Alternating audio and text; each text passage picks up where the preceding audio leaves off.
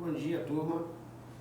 Nós começamos nosso semestre em estágio supervisionado 1 do curso de Direito da UXAL, seguindo uma ordem natural dos acontecimentos quando miramos a profissão do advogado. Então, nós começamos no primeiro dia de aula a desvendar questões relativas à anamnese jurídica, ou seja, como deve se postar um advogado diante de alguém que se apresenta perante ele com algum reclamo. Então, nós começamos com o ponto de partida do nosso curso com a orientação ao aluno, para que compreendam como se posta um advogado diante de alguém que lhe reclama uma questão qualquer. Então, falamos sobre a anamnese jurídica. Cheguei a dizer que no momento em que alguém se apresenta a um advogado, pensa ou acredita ter uma questão de natureza jurídica a ser resolvida. Então, o advogado deve, com o seu conhecimento prévio, primeiro, se utilizar do dom maior da escuta, ouvir o relato da pessoa, direcionando naturalmente com indagações que sejam pertinentes para a investigação da questão jurídica e reservando-se para um opinativo posterior, que poderia ser justamente o entendimento que o advogado tem para a questão apresentada. Mas antes mesmo de verificar qual o remédio adequado para o problema da pessoa, é necessário que o advogado identifique se a questão é de natureza jurídica ou não, se demanda a atuação de um advogado ou não, porque nem sempre quando alguém procura um advogado é porque tem um problema de natureza jurídica. Muitas vezes alguém procura um advogado e tem um problema de natureza psicológica, social, que não demanda a atuação de um advogado, mas que naturalmente, por ser um profissional com formação humanística, deve ter a consciência de encaminhar para quem de direito. Mas quando se faz a anamnese de um problema jurídico, a gente tem que primeiro efetivamente identificar se a questão envolve a necessidade da atuação de um profissional do direito. Como eu digo, cheguei a dizer em sala de aula que uma senhora apareceu ao núcleo de prática jurídica 2 meses após fim do carnaval, reclamando que o marido não havia retornado das festas momescas. Então, diante do relato, se perguntou à pessoa qual era a pretensão que ela tinha, de pleitear um divórcio. Ela disse: não, eu quero que meu marido volte. Então, ela não tinha, de fato, uma questão de natureza jurídica imediata, e, naturalmente, foi encaminhada para outras esferas, mas não havia, no caso, como ingressarmos com ação de busca e apreensão de marido, haja vista que não existe essa espécie do nosso andamento jurídico. Então, quando a gente está diante de alguém que se apresenta reclamando de uma questão, a gente tem de usar o dom da escuta, e tentar, de modo imediato, identificar se esta pessoa tem um problema de natureza jurídica. Bom, identificado que há uma situação imediatamente aparente de natureza jurídica a necessitar a atuação do advogado, então deve-se prosseguir na anamnese jurídica para diagnosticar o problema.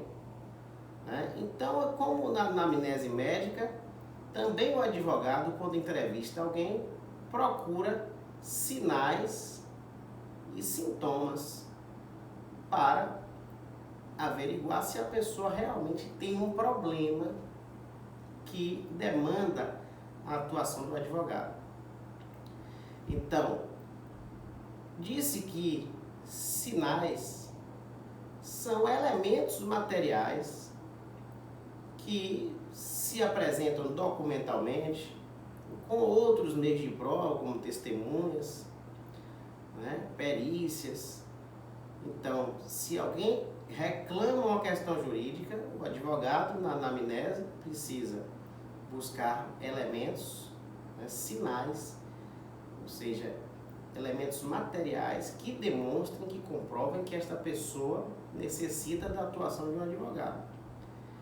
E, uma vez coletados os sinais, a gente busca no conhecimento jurídico prévio, que já construímos a partir do estudo, e nas regras de experiência que se vão conquistando com o tempo, né, dar o diagnóstico, ou seja, qual a resposta, né, à demanda que foi lhe apresentada, né, ou em outros termos, o que precisa ser feito para esta pessoa. Então eu cheguei a dar um exemplo de uma pessoa que se apresenta lá e diz que foi atropelada por uma pessoa muito famosa, uma renomada cantora, né, e quer que o advogado proponha uma medida para uma reparação de danos. Muito bem, o reclamo dela breve foi este, então nós vamos buscar elementos materiais que demonstrem a veracidade do que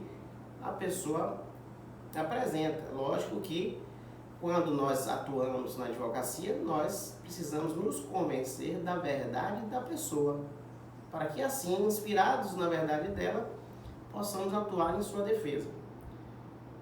Então, uma pessoa que se diz atropelada por alguém, né, muito solvente, né, é indagado pelo advogado no sentido de apresentar testemunhas, em outros termos.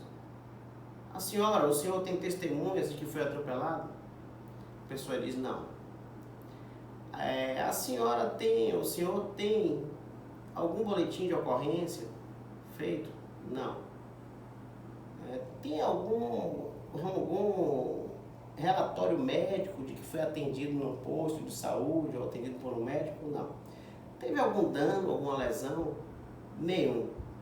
Enfim, você busca elementos materiais para comprovação do alegado e não encontra absolutamente nada. O advogado deve instar a pessoa a trazer elementos para que assim possa se convencer da verdade daquela pessoa e assim atuar e diagnosticar a questão. E justamente a resposta a esta indagação será dada quando confrontarmos estes elementos, né, com as regras de experiência e o conhecimento jurídico prévio que nós temos para diagnosticar, dizer o que precisa ser feito. Mas a parte não conseguiu vencer nem os sinais do problema. É como alguém que se apresenta diante de um médico e diz: eu tenho sarampo. Já traz o diagnóstico e diz: eu quero me tratar de sarampo. O médico procura sinais de que a pessoa tem sarampo. Não existem elementos que denotem isto. Após investigar, na medida do possível, chega à conclusão natural de que a pessoa não tem a necessidade de um tratamento de sarampo. E a anamnese médica morre justamente na não exibição de sinais de uma doença. Então, assim como lá na medicina, no direito também, a gente tem que ter, né, este cuidado de, primeiro, identificar a questão jurídica, segundo, buscar sinais, que são elementos materiais que demonstrem, né, a veracidade do que se alega e, posteriormente, apresentados esses elementos iniciais, a gente buscar, né, confrontá-los com as características do problema jurídico que nós conhecemos por estudo, não é isso? E também por regras de experiência, pela experiência que se vai construindo com o exercício da profissão. Então falamos disso, de anamnese jurídica. E prosseguimos, já tratando da procuração, né, que é o primeiro documento que o advogado elabora quando eleito por alguém para atuar em juízo ou fora dele. Então, cheguei a falar especificamente da procuração ad judice, ou a procuração geral para o foro, em que estudamos, né, quais são os poderes especiais inclusos em rol taxativo na parte final do artigo 105 do Código de Processo Civil. Entendemos a extensão de cada um deles, vimos quais são os poderes que estão embutidos na cláusula geral, ou seja, nos poderes gerais para o foro, na cláusula ad judice. E depois de identificarmos e mirarmos o dispositivo processual, nós então partimos para elaborar a procuração. Então, eu fiz, né, o exercício, nós confeccionamos uma procuração particular e em sala de aula nós tivemos acesso a como construir uma procuração, que é o primeiro documento geralmente que o advogado elabora quando eleito por alguém para representar em juízo ou fora dele. Falamos na sequência de subestabelecimento, que é o documento de transferência de poderes, de advogado para advogado ou de advogado para estagiário, com OAB de estagiário. E vimos que existem subestabelecimentos com reservas e sem reservas, e entendemos justamente as diferenças que existem entre um tipo de subestabelecimento e o outro. Bom, fizemos o subestabelecimento em sala de aula. E então, nós deixamos no quadro, né, o tema que é posterior ao estudo da procuração, que é justamente o tema dos honorários advocatícios. Então, uma vez formalizada a representação do advogado, né, através da outorga do mandato, instrumentalizado pela procuração, né, o advogado, no exercício da sua atividade privada, né, geralmente ingressa em tratativas relativas à remuneração do seu serviço. Então, o tema posterior que nós tratamos é justamente como lidar com a questão dos honorários advocatícios. Bom, honorário é uma palavra derivativa, né, da palavra honor. Honor, em bom português, é virtude. Então, se costuma chamar a remuneração de um serviço de natureza científica de honorário e não de preço, justamente porque está sedimentado no meio social em que vivemos que as atividades de natureza científica, elas têm prestígio social. Então, não se trata um serviço, né, de natureza científica como um serviço comercial. Então, nós não falamos, mas qual será o preço do serviço, mas sim quais os honorários, né, contratados para a atuação do advogado. Assim é no direito, assim é na medicina, na engenharia, na contabilidade, enfim, é o nome que se dá, né, à espécie remuneratória do serviço do advogado, né, honorários advocatícios, e jamais preço, né, porque nós estamos diante de uma atividade comercial, mas sim de uma atividade de prestação de serviço de fundo científico. Bom, então, o gênero honorários advocatícios tem duas espécies distintas, mas que são ambas remuneratórias do serviço do advogado. São absolutamente distintas, porque uma decorre da contratação das partes e a outra decorre das vitórias em que o advogado, quando atua, né, logra, né, defendendo os interesses do seu cliente. Então, nós temos no gênero honorários advocatícios, nós temos a primeira espécie, que são os contratos de honorários advocatícios, que o advogado pactua com seus clientes, e em outra mão nós temos os honorários sucumbenciais, que são aqueles recebidos pelo advogado, pagos pela parte vencida ao advogado da parte vencedora, nas hipóteses em que há previsão legal para isso. Bom, vamos então destrinchar a primeira espécie de remuneração do serviço advocatício, que é justamente a contratação de honorários. Bom, quando a gente fala do serviço do advogado, a gente tem que entender que o advogado, quando contratado, tem uma obrigação de meio e não de resultado. Em outros termos, alguém que contrata um advogado não contrata a vitória ou o interesse que tenha em determinada lide, em determinada demanda. Contrata a aplicação do conhecimento jurídico, né, para que possa lograr o seu objetivo, mas não se pode imputar, né, ao advogado exclusivamente, né, a vitória que tenha tido ou a derrota, no sentido de ter ou não ter alcançado o objetivo do cliente. Então, quando falamos de contratação de advogado, devemos saber que o advogado tem uma obrigação de meio e não de resultado, já que as pessoas não contratam as vitórias processuais ou o alcance dos seus interesses próprios, mas sim a aplicação do conhecimento jurídico para se buscar lograr o que pretende a partir desta contratação. Fundamental é saber que existe uma resolução da OAB para a contratação geral de honorários. Ela representa um norte orientador do advogado, né, para que contrate com seus clientes em observância estrita à boa ética, né, ditada pelo órgão de classe que regulamenta e que policia a nossa atividade.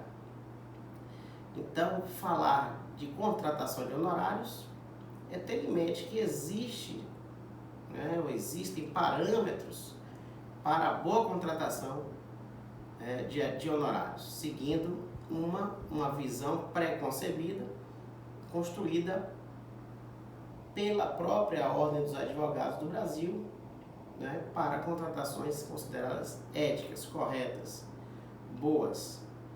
Bom, os dois grandes nortes que esta resolução traça para a boa contratação de honorários são a razoabilidade e a proporcionalidade. Então, quando um advogado contrata honorários advocatícios, precisa saber que existem duas balizas para a boa contratação, que são a razoabilidade e a proporcionalidade. Ora, o homem médio sabe o que é ser razoável. Se você vai a uma loja qualquer buscando uma camisa, né, e lá, diante da exibição dos produtos, se interessa por uma camisa e, ao questionar o valor dela, o vendedor diz: mas esta camisa custa 10 mil reais. Bom, você, por mais interessado que esteja na aquisição da camisa, entende de modo instantâneo que não se faz razoável pagar por uma camisa o valor de 10 mil reais. Então, ser razoável é algo que é íncito ao ser humano médio, que tem a possibilidade de discernir as questões, né, de entender o que seja excessivo e o que seja razoável. Então, a razoabilidade, né, é a compreensão de justeza que as pessoas têm diante, né, dos valores apresentados para a prestação de um serviço, para a compra de um produto, etc. Vamos imaginar que uma pessoa muito solvente queira contratar um advogado e diga: olha, eu queria apenas a sua atuação para acessar uma certidão de um imóvel que eu possuo em determinada localidade. O advogado diz, bom, eu cobro por esse serviço R$1 milhão. Bom, pergunta se é razoável o advogado cobrar simplesmente em razão da solvência da pessoa contratante R$1 milhão para acessar uma certidão de registro imobiliário. É lógico que não há razoabilidade nesta contratação. Apesar de não haver limites máximos de contratação, pode o advogado se esbarrar num questionamento ético, né, acerca da ausência de razoabilidade da sua cobrança. Então, os dois grandes nortes de orientação da boa contratação de honorários são a razoabilidade e a proporcionalidade.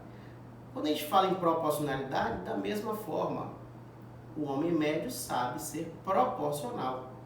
Vamos imaginar que um cliente queira me contratar e diga, olha, Ricardo, eu quero contratar seus serviços, né? E eu diga para o cliente, olha, esse serviço aqui nós fazemos 50%, se for vitoriosa a causa para você, 50% para mim. Olha, a pergunta é, a proporcionalidade nesta apresentação de cobrança? Estamos fazendo, na realidade, neste caso, uma sociedade. Né? Isto não é uma contratação proporcional para a remuneração de um serviço. Isto é uma sociedade em perfeita ameação. Então, não há proporcionalidade numa sugestão apresentada desta forma. Bom, a maior dificuldade que tem o advogado iniciante é justamente mensurar quanto vale o serviço. E não é tarefa fácil para quem exerce atividade de natureza intelectual justamente firmar quanto vale o seu serviço e adentrar em tratativas negociais, porque geralmente são pessoas, né, de formação científica que não têm habilidade negocial. Então é nesta linha que a resolução para a contratação geral da OAB, né, auxilia o advogado para que possa realizar uma boa contratação e mensurar qual o valor mínimo dos serviços, né, respeitado naturalmente a relevância da atividade, o tempo a ser despendido, evitando-se o vilipêndio da profissão, né, por contratações consideradas irrazoáveis, porque muito baixas, aquém do que se espera da nobreza da atividade científica do direito. Então, a resolução para a contratação da OAB traz valores mínimos, que são valores referenciais, de piso mínimos, né, para que o advogado possa ter a ideia de mensurar quanto vale o serviço. Então, são as chamadas tabelas de honorários da Ordem dos Advogados do Brasil, em que cada seção tem a sua, atendendo-se às peculiaridades de cada localidade. Então, resumindo, não existe limite máximo de contratação objetivamente posto, né, em tabela de honorários. Existem os nortes da proporcionalidade e da razoabilidade. E existem limites mínimos de cobrança, abaixo dos quais não se deve contratar, sob pena de se estar vilipendiando a atividade profissional, com valores ínfimos, porque o risco justamente, né, da liberdade total de se atribuir o valor do serviço é a atividade profissional virar efetivamente um comércio. E o comércio não tem limite. Você vai ter um advogado para cobrar por uma contestação R$500, o outro 400, o outro 200, o outro 100. Né? E como eu brinco muitas vezes, o outro vai pedir um PF e até um colírio no olho, né, para remunerar aquela atividade. Então é isso que a OAB não quer. A OAB quer que os advogados tenham um piso, parâmetro, né, para a apresentação, para a valoração do serviço.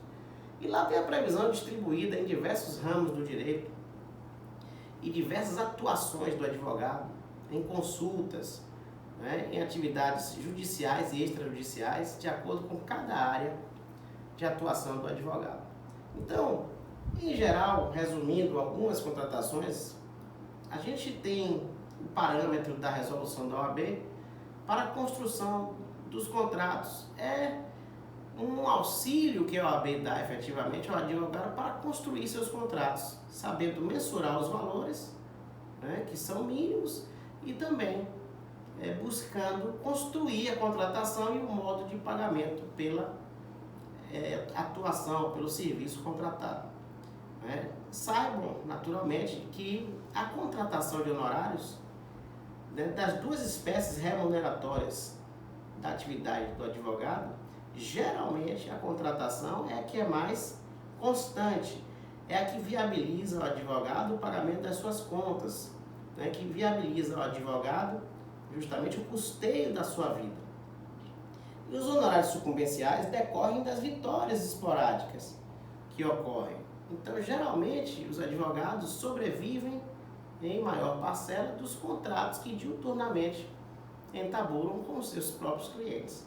Naturalmente, tendo a segunda espécie remuneratória nas suas vitórias. Então, lá na resolução, existem algumas sugestões de como montar os contratos. Então, diz a resolução da ordem que, por exemplo, contratações em causas cíveis, em geral, podem ser, então, observada a tabela de honorários, mirada a espécie de serviço que está se contratando, né? Lá terão acesso ao valor mínimo e, diante do valor mínimo, pode-se apresentar uma proposta de pagamento deles. Né? Nas causas cíveis em geral, 1/3 pago com a outorga da procuração, 1/3 pago com a sentença e o restante no final. O restante, que eu digo, até onde vai a atuação do advogado? Vai só até a sentença, então 1/3, 2/3. Vai englobar até cumprimento, né? Até onde vai a atuação do advogado, então distribua a sua proposta com 1/3 pago na assunção da causa, com a outorga da procuração, 1/3 com a sentença e o restante no final, nas causas cíveis em geral. Nas causas criminais, a OAB diz, olha, diante do valor apresentado, sugiro o pagamento de 50% dos iniciais, dos valores que tem por referência, então aquele valor que está na tabela, ou outro que não seja mínimo, não seja abaixo deste valor, né, apresente a proposta para receber metade dos valores na assunção da causa, né, 20% até a sentença e 30% até o trânsito em julgado, tentando naturalmente a OAB também vincular o advogado ao acompanhamento da causa até o seu trânsito, considerando os bens da vida que são objeto das lides, né, penais em geral. A contratação com parte fixa e variável também é possível, que é aquela em que o advogado apresenta uma proposta de remuneração inicial em valores fixos, ficando um percentual, né, vinculado ao fim da causa. Pode ter por parâmetro o valor da causa ou o proveito econômico que a pessoa tenha, enfim, é possível contratar com parte fixa inicialmente e variável, sempre respeitado naturalmente os valores mínimos, né, referenciais de tabela da OAB. A contratação de recursos. Ora, é importante mencionar que a OAB compreende que, na ausência de uma estipulação expressa acerca de até onde vai atuar o advogado, se compreende que o advogado contrata por instância, ou seja, cada grau de jurisdição atuando em juízo, ele contrata por instância e não a causa integralmente. É possível se contratar sim, mas isso é objeto de autonomia das vontades. É importante saber que, na ausência de uma estipulação expressa, presume a OAB que que o advogado contrata por grau de jurisdição. Então, este é o conselho. Já que há uma presunção de que se contrata por grau, é fundamental, né, que se apresente uma proposta por grau de jurisdição, não uma proposta global, né, já que há esta presunção de que o advogado é contratado por instância. Como é que se contrata recursos? A OAB diz: verifique o valor mínimo ou o valor que se vai apresentar para recorrer, proponha o pagamento de metade do valor com a contratação do recurso e a outra metade até a data do julgamento do recurso. Então, ele diz até a data justamente porque a obrigação é de meio, né, e não de resultado. Então, diz, olha, eu para fazer o recurso, eu cobro metade dos valores com a contratação dele e até a data do julgamento do recurso paga-se a outra parte. Não há de se confundir a contratação do recurso com a contratação da sustentação oral do recurso, quando possível, a sustentação oral das razões recursais perante tribunais. Então, é possível o advogado sugerir a contratação da sustentação oral das razões recursais. Então, são duas contratações distintas. Não é obrigatório, mas aconselhável em lides, né, o advogado, quando em recurso, se apresentar perante o tribunal e fazer a explicação, a elucidação das questões que entende que traduzem um erro, né, em procedendo ou em judicando, que são objeto do instrumento irresignatório do recurso. Bom, contratação vinculada a mérito.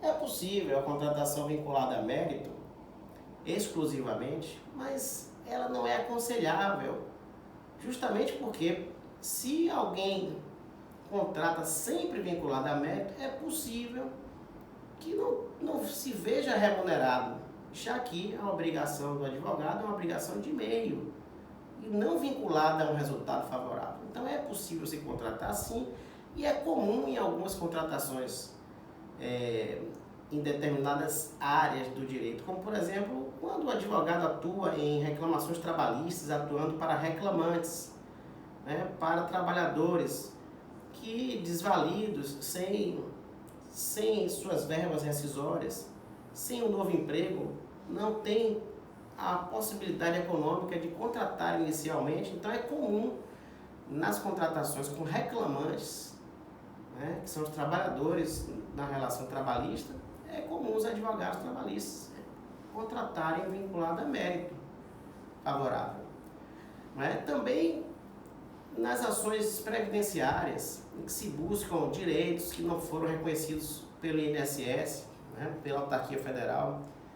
Então, muitas vezes o advogado também vincula a contratação a um mérito favorável, diante da situação, muitas vezes, de impossibilidade econômica de se remunerar inicialmente, né, o advogado. Então, se contrata exclusivamente vinculado a mérito. Né? É possível isto ser comum e muito comum em determinadas searas do direito, mas a regra geral é que o advogado, né, não deva contratar exclusivamente com mérito, sob pena de primeiro, desnaturar-se a sua obrigação que é de meio, e segundo, não se ver remunerado se estiver diante de uma derrota processual. Bom, então, são situações apresentadas pela resolução para construção, para orientar, para ajudar o advogado a montar o seu contrato de honorários.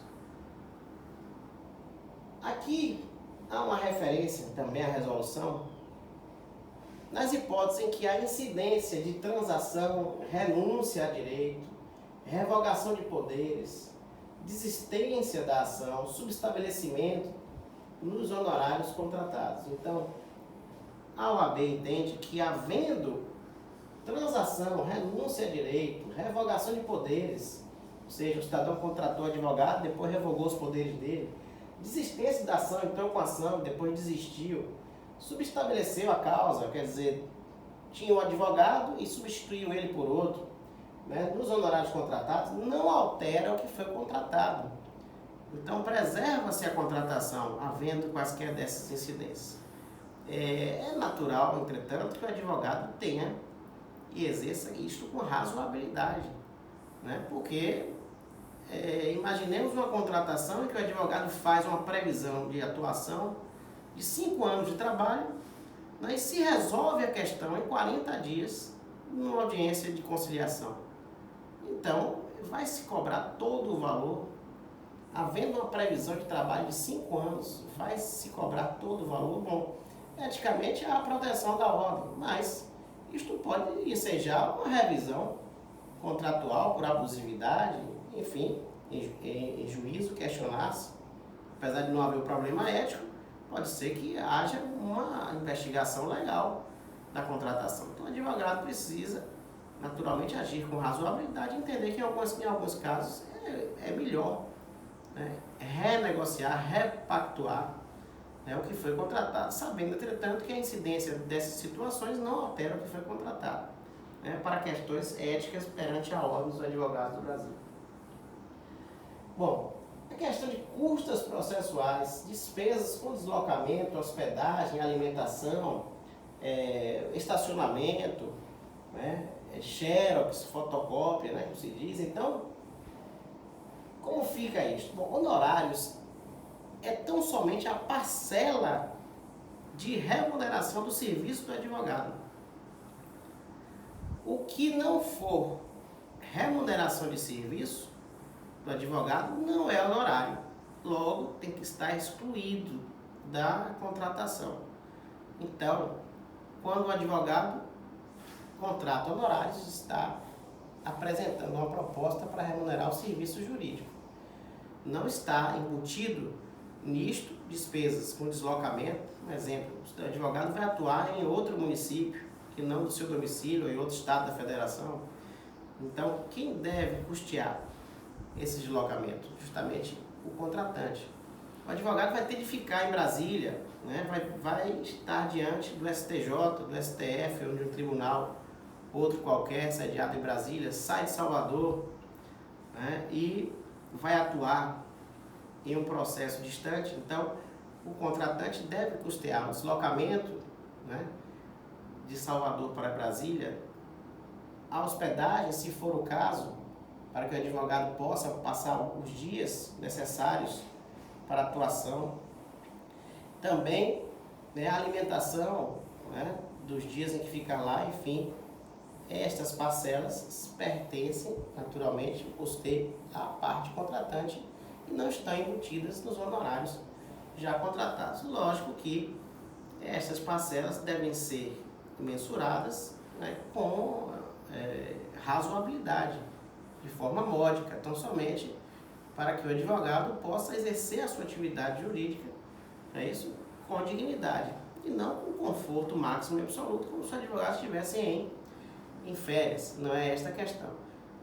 Então, somente para se firmar que estas despesas não se confundem com os honorários advocatícios, né? Também, eticamente, é reprovável o advogado custear o processo, ou seja, pagar as custas do processo. Então, o advogado não deve custear o processo. Então, as despesas do processo, do andamento dele, são de exclusivo interesse das partes. Naturalmente, ressalvar as hipóteses em que a parte não recolhe custos por ser beneficiário de assistência judiciária gratuita, mas a regra geral é o pagamento das custas. E quem paga as custas do processo? Justamente o contratante, a parte que contrata, e não o advogado que presta o serviço. Então, custas processuais também não se encontram inclusas nos honorários advocatícios objeto da contratação. Bom, eu oriento, quando a gente vai montar um contrato, né, a gente geralmente começa a construir um contrato qualificando as partes, né? Então, a gente coloca lá, contrato de honorários advocatícios. Começa qualificando o contratante, que é o cliente, qualifica ele com todos os elementos qualificativos e qualifica o contratado, que é o advogado. Então, depois de qualificados, apresentam-se as cláusulas da contratação. primeira cláusula de contrato geralmente é o seu objeto. Então, a cláusula primeira do contrato de honorários é justamente descrever, delimitar a que se refere aquela contratação. Então, vai se colocar lá, o presente contrato se refere à contratação de advogado para propositura de ação de alimentos com o senhor fulano de tal e uma das varas de família desta capital. Um exemplo. Então, o objeto, o que se está contratando, a gente estampa geralmente o objeto de contratações na primeira cláusula. Bom, no parágrafo único, ainda na primeira cláusula, a gente delimita até onde vai o trabalho do advogado. A gente pode colocar lá a contratação a que se refere, né, este contrato, né, se limita à atuação do advogado até primeira instância, ou seja, sentença do juiz, ou então engloba até segundo grau de jurisdição, Tribunal de Justiça do Estado, enfim, até onde vai o trabalho do advogado. É importante que se delimite isso ainda na primeira cláusula, como um parágrafo único, uma sugestão. Bom, na cláusula segunda do contrato de honorários, a gente já coloca como se vai dar a remuneração, né? Qual o valor, objeto da contratação e como se vai dar o pagamento dele. Então, a gente coloca isso na cláusula segunda, né, já delimitando qual o valor dos honorários e como se vai dar o pagamento. Certo? É importante aí, né, selecionar-se alguns parágrafos para se colocar justamente essas questões de que não se encontra incluído na parcela despesas com deslocamento, hospedagem, custos processuais, né?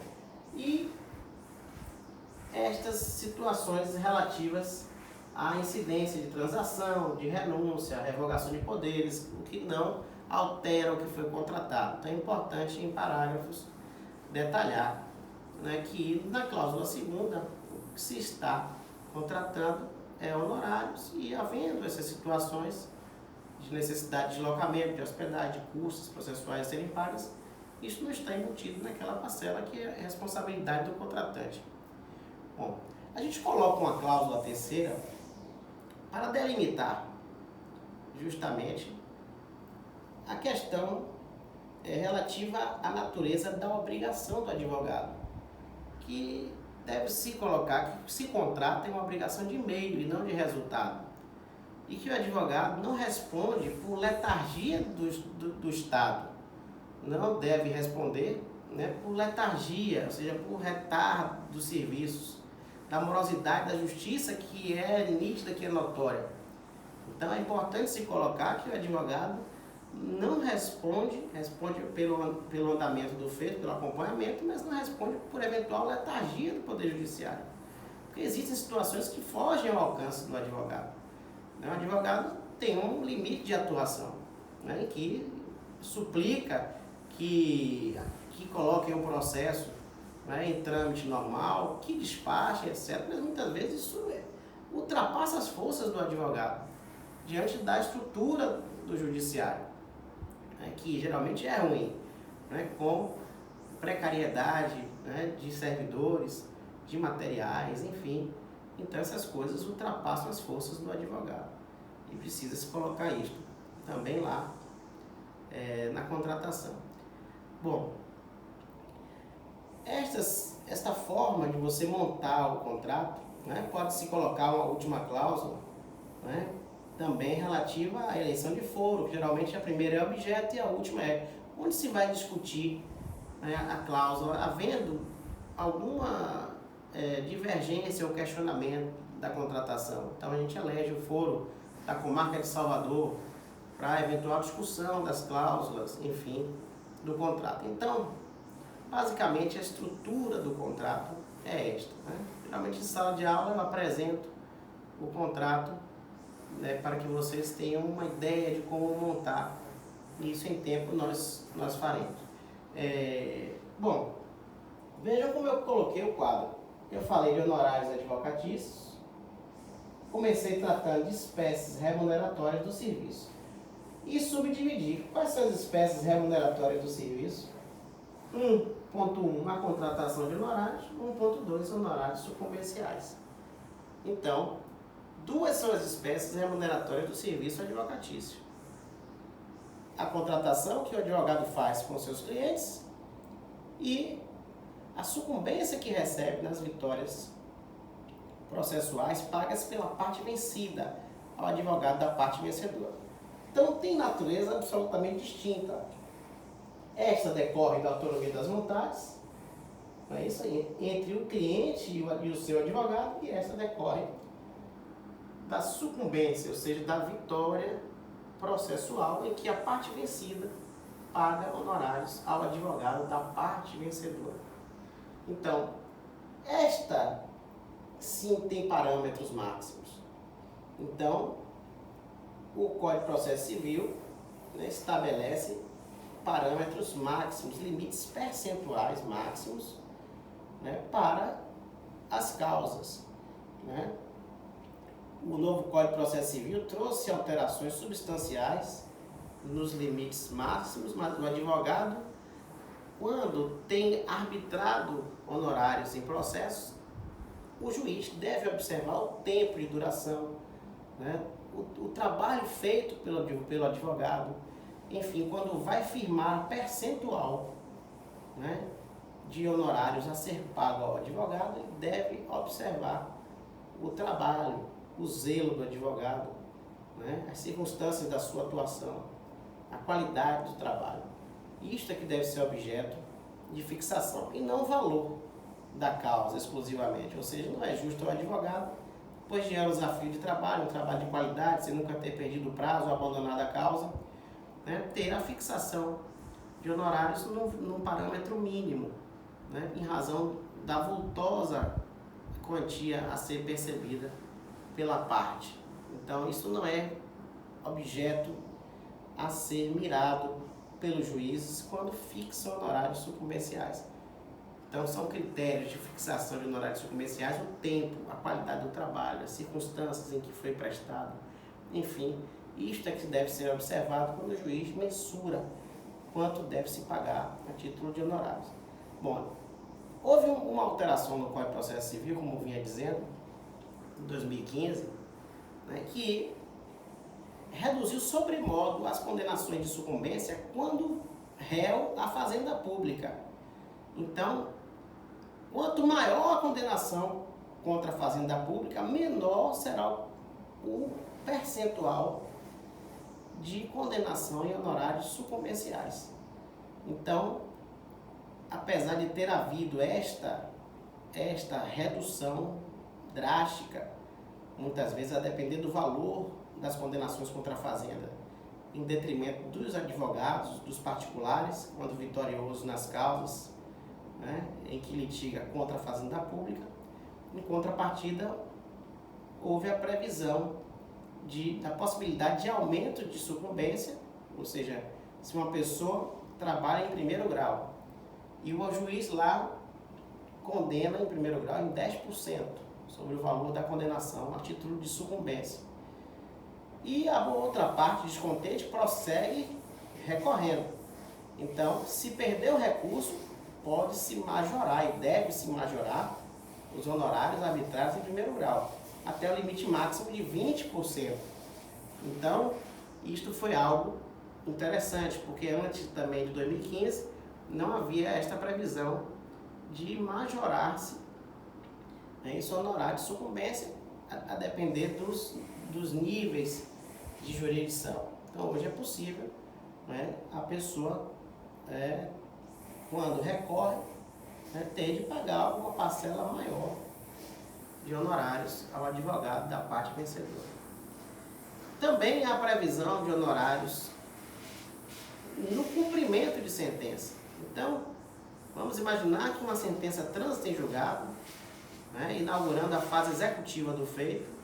Então, a parte insiste impugnando o cumprimento de sentença e, não sendo acolhida a impugnação do cumprimento de sentença, pode haver também condenação de honorários sucumbenciais, ou seja, nova condenação na fase executiva, né? Então, também isto é algo que foi bom, né, trazido pelo Código de Processo Civil para a remuneração dos advogados. Então, importante mirar dispositivos relativos ao honorário de sucumbência, né, do Código, estes de natureza legal, estes de natureza contratual, mas ambos pertencendo a espécies remuneratórias do serviço advocatício. Digo isso porque já houve interpretação de que o honorário de sucumbência teria natureza indenizatória do cliente, isto é, tese que já caiu por terra.